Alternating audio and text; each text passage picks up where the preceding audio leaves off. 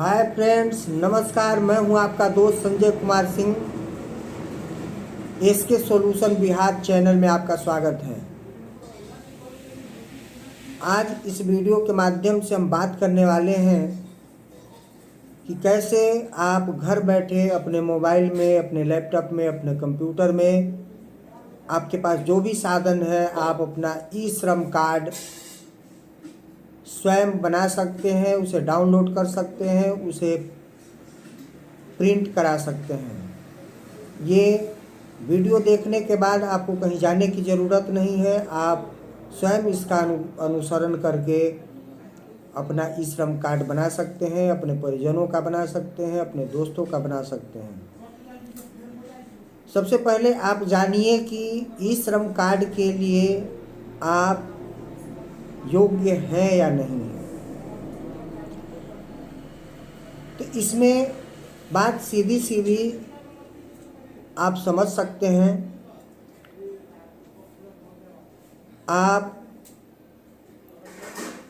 अगर आप खेत में मजदूरी करते हैं, आप खेती करते हैं, आप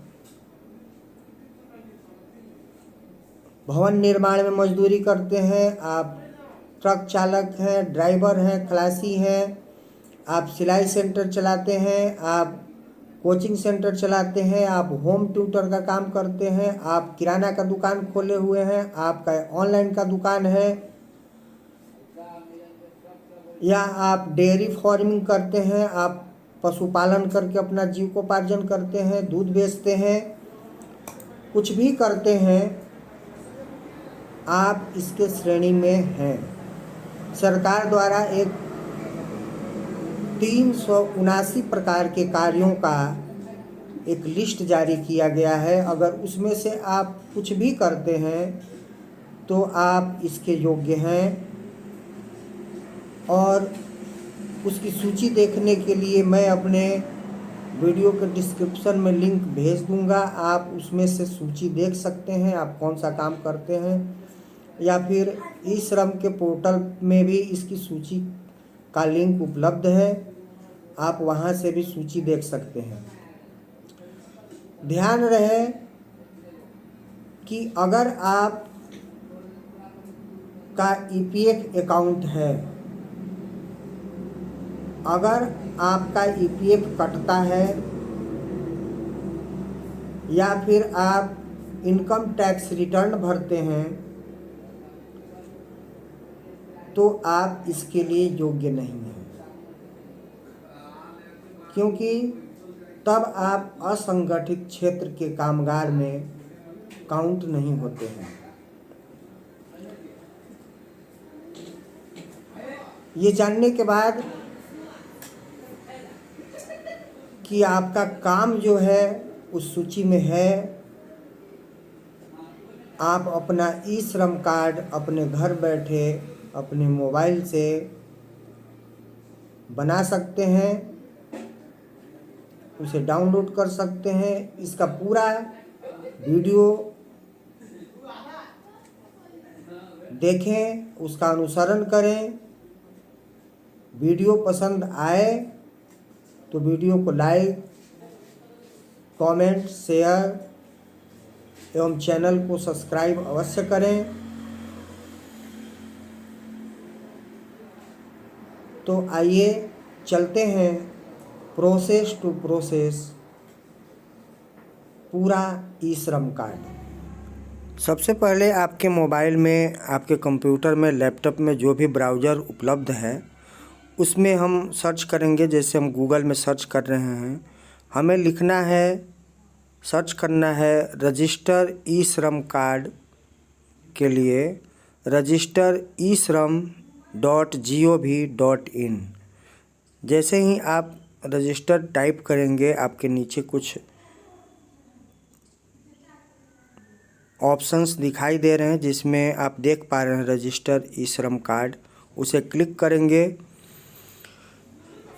उसके बाद आप फॉलो करेंगे और आप देख पा रहे हैं बहुत सारा ऑप्शन खुल रहा है, जिसमें हम ई श्रम सेल्फ रजिस्ट्रेशन को क्लिक करेंगे। उसके बाद कुछ इस तरह का इंटरफेस आपके सामने आएगा।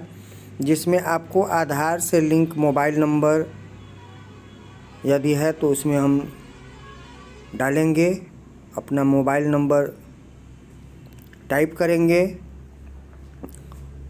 और टाइप करने के बाद नीचे आपको जो कैप्चा दिखाई दे रहा है उसको फिलअप करके, अगर आपके पास आधार में लिंक मोबाइल नहीं है तो भी जो भी आपके पास मोबाइल नंबर उपलब्ध है वो वहाँ भर देंगे। और कैप्चा भरने के बाद आप देख पा रहे हैं आपके सामने कुछ नोटिस है। ये कैप्चा को कैप्चा के जगह पे भरेंगे। उसके बाद आपको बताया जा रहा है, नीचे ऑप्शन आपको दिखाई दे रहा है, are you a member of employees, यानी आपका ईपीएफ कटता है या नहीं। तो यहाँ नो भर के और हमें सबमिट कर देना है ओटीपी के लिए। और जो आप नंबर डाले हैं उस पर ओटीपी जाएगा। ओटीपी सबमिट करने के बाद आपसे आधार मांगा जा रहा है। आप अपना आधार नंबर या जिनका बना रहे हैं उनका आधार नंबर इसमें टाइप करेंगे और टाइप करके आपके पास 3 ऑप्शन स्क्रीन पर दिखाई दे रहा है, जिसमें फर्स्ट है फिंगरप्रिंट, IRIS और OTP। आपके पास इसमें से जो भी सुविधा उपलब्ध है, अगर आपका आधार लिंक मोबाइल नंबर आपके पास है तो OTP के माध्यम से कर सकते हैं। अगर वो नहीं है तो फिंगरप्रिंट का आपके पास ऑप्शन है, या आँख द्वारा IRIS, आँख में लगाकर उपकरण जो रेटिना के माध्यम से होता है वो आपके आधार वेरिफिकेशन के लिए है। हमारे पास OTP से संबंधित सुविधा उपलब्ध है, आधार में मोबाइल नंबर लिंक है, इसलिए हम OTP को सिलेक्ट किए हैं। उसके नीचे आप देख रहे हैं कैप्चा को ज्यों का त्यों उसके बॉक्स में भर के और एग्री को क्लिक करके, और हमें नीचे देख रहे हैं सबमिट और रीसेट का ऑप्शन दे रहा है। हमें एग्री बटन को क्लिक करके सबमिट दबा देना है। और सबमिट दबाने के बाद आपके आधार लिंक मोबाइल पे एक OTP जाता है।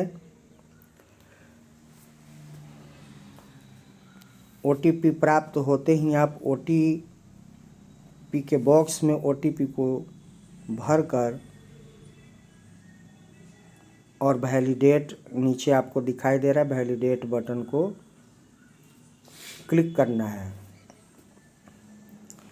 वैलिडेट को क्लिक करते ही आपके आधार से आपका टोटल विवरण उपलब्ध हो जाता है, जिसे एग्री करके कंटिन्यू करना है। उसके बाद दूसरा ऑप्शन इसमें दूसरा ऑप्शन में आपसे पूछा जा रहा है, आपके पास अगर अल्टरनेट मोबाइल नंबर है तो उसमें भर देना है, अगर नहीं है तो छोड़ सकते हैं। ईमेल आईडी अगर आपके पास है तो भर सकते हैं, अन्यथा छोड़ सकते हैं। उसके बाद मैरिटल स्टेटस आपसे पूछा जाता है कि आप शादीशुदा हैं या नहीं। अगर आप शादीशुदा हैं तो भर सकते हैं, अन्यथा नेवर मैरिड या विडो हैं तो विडो भर सकते हैं। उसके बाद आपसे फादर नेम पूछा जाता है, फादर नेम अपना भर देना है। उसके बाद सोशल कैटेगरी, आप किस श्रेणी से आते हैं, BC, OBC, SC, ST, आप देख रहे हैं SC, ST, OBC या जनरल, आप जिस भी कैटेगरी से आते हैं उसे क्लिक कर लेना है। अगर आपके पास सोशल कैटेगरी का प्रूफ है तो अगर आपके पास जाति प्रमाण पत्र या कैटेगरी का प्रमाण पत्र है तो आप उसे अपलोड भी कर सकते हैं, अन्यथा वो मैंडेटरी नहीं है। उसके बाद आपसे ब्लड ग्रुप पूछा जाता है। ब्लड ग्रुप में आप देख पा रहे हैं A+, A-, इस प्रकार अपना है, अब जानकारी है तो उसे भर सकते हैं, अन्यथा उसे छोड़ भी सकते हैं। उसके नीचे नॉमिनी का नाम पूछा जाता है। आप अपनी माँ का, अपने वाइफ का, अपने पति का, जो भी आपके आश्रित हैं उन नॉमिनी में उनका नाम, डेट ऑफ बर्थ के लिए इस तरह सिलेक्ट करेंगे तो ईयर खुलेगा और उस ईयर तक जाने का प्रोसेस सामने देख पा रहे हैं। ऊपर जो ईयर है, पहले ईयर सिलेक्ट कर लेंगे, जो भी है ईयर सिलेक्ट कर लेंगे और ईयर सेलेक्ट करने के बाद मंथ और डेट को भी हम सिलेक्ट कर लेंगे। इस प्रकार आपका जो भी नॉमिनी का डेट ऑफ बर्थ होगा वो उनके आधार से या फिर प्रामाणिकता के आधार पर जो भी हो उसे भर देंगे। जेंडर पूछा जाएगा, मेल है फीमेल हैं वो भर देंगे। उसके बाद आवेदक से उनका क्या रिलेशन है ये हम उसमें चूज कर देंगे। सेव एंड कंटिन्यू करने के बाद तीसरे स्टेज में हम लोग पहुंच गए हैं, जिसमें रेसिडेंस के बारे में आपसे पूछा जाता है कि आप कहाँ के निवासी हैं। आपका जो भी स्टेट हो उसमें चुन करके भर देंगे। उसके बाद आप किस ज़िले के रहने वाले हैं उस स्टेट में, उसको सेलेक्ट कर देंगे और सेलेक्ट करने के बाद नीचे बढ़ेंगे। उसमें पूछा जाता है करेंट एड्रेस क्या है, अर्बन है, रूरल है, आप शहरी क्षेत्र से हैं या देहाती क्षेत्र से हैं। जो भी हैं आप अपना पता, हाउस नंबर या विलेज जो भी आपके पास उपलब्ध है पता में आप उसमें भर सकते हैं। विलेज, पोस्ट, स्टेट में स्टेट सेलेक्ट कर लेंगे। उसके बाद आप अपना डिस्ट्रिक्ट सेलेक्ट कर लेंगे। बहुत ही आसानी से आप ये कर पाएंगे। और आपका जो पिन कोड हो पिन कोड अपना डाल देंगे। उसके बाद पूछा जा रहा है कि स्टेइंग एट करेंट लोकेशन, माने यानी कि आप कितने दिनों से इस पते पर रहते हैं। आप अपना, आपका गांव है तो उसका विवरण आप भर सकते हैं। जन्म से आप हैं तो आपकी आयु कितनी है उस हिसाब से अपना मिला करके भर सकते हैं कि आप कितने दिनों से आप इस लोकेशन में रहते हैं। उसके बाद आपसे पूछा जा रहा है परमानेंट एड्रेस। परमानेंट एड्रेस आपका जो भी हो सेम है तो सेम भर दीजिए। इसमें भरना पड़ेगा आपको। सेम भर के पिन कोड करके और सेव एंड कंटिन्यू कर सकते हैं। उसके बाद हम चौथे स्टेज में पहुंचेंगे। इसमें आप देख पा रहे हैं स्क्रीन पे हम अपना हाउस नंबर, तो रूरल क्षेत्र में बहुत कम होते हैं इसलिए विलेज, पोस्ट या फिर आपके घर के आसपास का जो लोकेशन है वो भर सकते हैं। स्टेट, डिस्ट्रिक्ट, सब डिस्ट्रिक्ट मीन्स तहसील, आपका ब्लॉक क्या है ये भर सकते हैं। आप अपने प्रखंड का नाम इसमें चूज कर सकते हैं पिन कोड डालकर और सेव एंड कंटिन्यू पे क्लिक करेंगे हम। फिर हमारे सामने अगला स्टेज आएगा। अगला स्टेज में हमारा एजुकेशनल क्वालिफ़िकेशन के बारे में पूछा जा रहा है कि आप कितने पढ़े लिखे हैं। Non literate, below primary, middle, secondary, higher secondary, diploma, certificate, जो भी आपके पास डिग्री है वो आप उसमें चूज कर सकते हैं। और चूज करने के बाद जैसे हम जिनका बना रहे हैं उनका हायर सेकेंडरी है, हम हायर सेकेंडरी चूज कर दिए। उनका अगर सर्टिफिकेट है तो आप अपलोड कर सकते हैं, अन्यथा छोड़ सकते हैं। उसके बाद आपके पास एनुअल इनकम पूछा जाता है, मंथली इनकम। आपका मंथली इनकम कितना है, जिसमें आप देख पा रहे हैं 10,000, 10,000, 10,000 एंड बिलो, यानी 10,000 से नीचे। अगर इनकम सर्टिफिकेट है तो इसे आप अपलोड कर सकते हैं, अन्यथा ये मैंडेटरी नहीं है, आप उसे खाली छोड़ सकते हैं। उसके बाद सेव एंड कंटिन्यू करके हमें आगे बढ़ना है। यहाँ पे हमें ऑक्यूपेशन डिटेल मैंने आप क्या करते हैं। सरकार द्वारा जारी इस लिस्ट में 379 प्रकार के कार्यों में से आप कौन सा काम करते हैं। आप इसका लिस्ट देखना चाहें तो आप लिस्ट देख सकते हैं, वहीं से आपको उपलब्ध हो जाएगा। PDF में डाउनलोड करके आप उसे देख सकते हैं। जैसे आप स्क्रीन पे देख रहे हैं उस प्रकार आपके स्क्रीन पे खुल जाएगा। आप उसमें से देख लीजिए कि आप कौन सा काम करते हैं, उस कौन सी श्रेणी में आता है, और उसमें से आप देख करके उसमें टाइप करेंगे। देखने के बाद इसमें आप देख पा रहे हैं सरकार द्वारा जारी लिस्ट में 379 प्रकार का कार्य है। हम अब बैक होते हैं, उसके बाद हम ऑक्यूपेशन डिटेल को फिलअप करेंगे। इसमें जिनका हम बना रहे हैं ये ट्यूशन पढ़ाते हैं, तो ट्यूशन पढ़ाते हैं तो ट्यूटर इस पर सर्च करेंगे तो उसमें नीचे आपको दिखाई दे रहा है tutors and other teacher aids, home tutor, coaching centre etc। जो भी है, आप जो भी पढ़ाने का काम करते हैं उसमें से सेलेक्ट कर लेना है। प्राइमरी ऑक्यूपेशन ये हमारा ये फिलअप हो गया। उसके बाद ऑक्यूपेशन का नाम हो गया, सेक्टर हो गया। उसके बाद आपसे पूछा जा रहा है कि आप कितने दिनों से ये काम करते हैं, आपके पास इस काम का अनुभव कितना है, आप इस काम में कितने दिनों से हैं। तो उसमें आप जितने साल से ये कर रहे हैं उसमें आप इतना भर सकते हैं। और भरने के बाद अगर आप दूसरा काम भी कोई करते हैं तो सेकेंडरी ऑक्यूपेशन में आप भर सकते हैं, अन्यथा आप एक काम को ही दिखा के छोड़ सकते हैं। आप इस पे देख पा रहे हैं कि कितने सालों से ये काम कर रहे हैं, तो हमने यहाँ फिलअप कर दिया। कितने सालों से ये ट्यूशन का काम करते हैं, होम ट्यूटर का काम करते हैं। चाहे आप जो भी काम करते हों उसके हिसाब से कितने दिनों से करते हैं ये भर सकते हैं। इसके बाद हम सबमिट करेंगे। सबमिट करने के बाद हमारा बैंक अकाउंट डिटेल पूछा जाएगा, जो कि ये आखिरी स्टेज है हम ई श्रम कार्ड बनाने के लिए। इसमें दे रहा है bank seeding with Aadhaar. Bank आपका जो है आधार से लिंक है या नहीं है, इसका विवरण में नो लिखा हुआ है, यानी कि आपका बैंक नहीं है। अगर होगा तो वहाँ दे भी सकता है, नहीं तो आप अपना यहाँ पे भर लीजिए account number, bank account number, और कन्फर्म बैंक अकाउंट नंबर में फिर दोबारा अपना हम अकाउंट नंबर भरेंगे।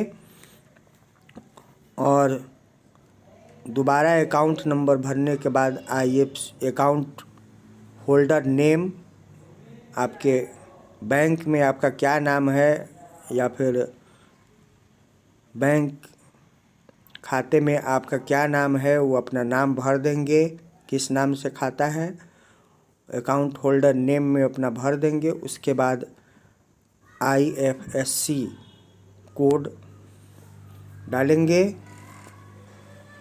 संबंधित बैंक का IFSC कोड डालने के बाद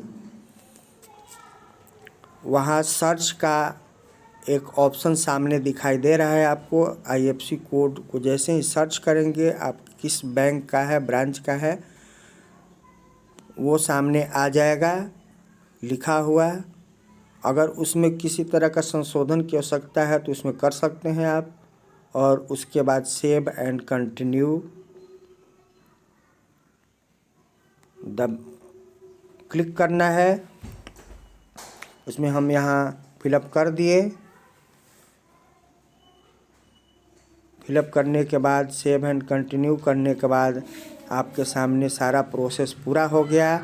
और आपने जो भी विवरण भरा है आपको एक पेज में पूरा दिखा दिया गया कि आप उसको बढ़िया से मिला लीजिए, ठीक से देख लीजिए। कहीं अगर कोई अशुद्धि है तो अभी आप उसको सुधार सकते हैं। और सुधारने के बाद ऊपर आप देख रहे हैं प्रिंट का बटन आपको दिख रहा है, उसको क्लिक करने पे अगर आपके पास साधन है, प्रिंटर है, तो आप प्रिंट कर सकते हैं, अन्यथा स्क्रीनशॉट ले सकते हैं या इसको प्रिंट करके रख सकते हैं कि हमने क्या डाला है। ये देखने के बाद नीचे आपको एग्री का एक बॉक्स दिखाई दे रहा है, उसको क्लिक करके और हमें नीचे सबमिट बटन में क्लिक करना है। और जैसे ही हम सबमिट बटन को क्लिक करेंगे आपका ई श्रम कार्ड बनकर के तैयार हो जाएगा। आपके नीचे आप देख पा रहे हैं स्क्रीन पे ई श्रम कार्ड आपको दिखाई दे रहा है, जो आपका ई श्रम कार्ड बन गया है।